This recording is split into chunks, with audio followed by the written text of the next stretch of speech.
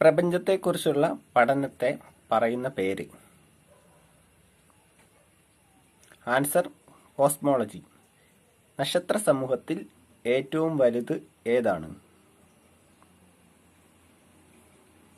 Answer Hydra. ഏകദേശം എത്ര കോടി വർഷം മുമ്പാണ് പ്രപഞ്ചത്തിന്റെ ഉത്ഭവം? ആൻസർ 1370. ഏതാണ് നക്ഷത്രങ്ങളിൽ ഏറ്റവും കൂടുതലുള്ള വാതകം? Answer hydrogen.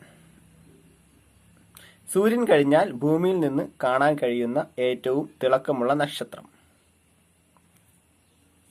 Answer Sirius.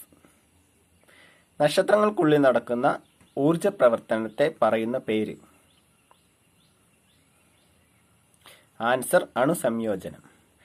ഏതാണ് ഏറ്റവും ചെറിയ നക്ഷത്ര സമൂഹം? Answer crux.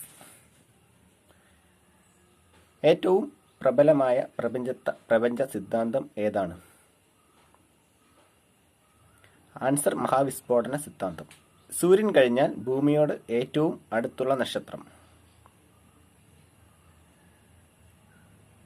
Answer Proxima Centauri. ആകെ നക്ഷത്ര സമൂഹങ്ങളുടെ എണ്ണം എത്രയാണ്? ആൻസർ 88. ഭീമൻ നക്ഷത്രങ്ങളുടെ അന്ത്യാവസ്ഥയെ പറയുന്ന വാക്ക് എന്താണ്? ആൻസർ തമോഗർത്തം. ഭൂമി, സൗരയൂഥം, ഈ ക്ഷീരപഥ ഗാലക്സികളുടെ ആകൃതി എന്താണ്? ആൻസർ സർപ്പിളാകൃതി. ആദ്യമായി കണ്ടെത്തിയ തമോഗർത്തം?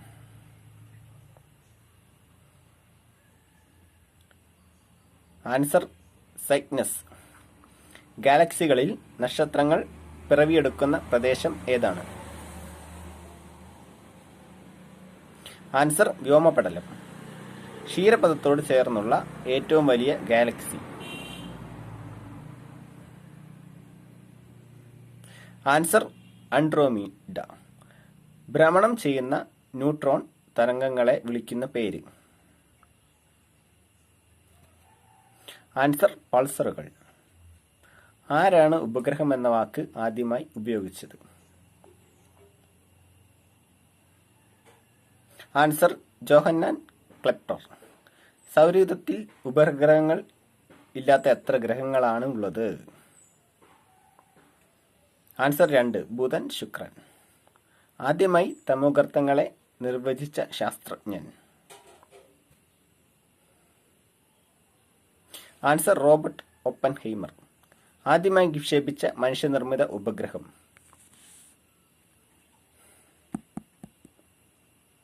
Answer Sputnik.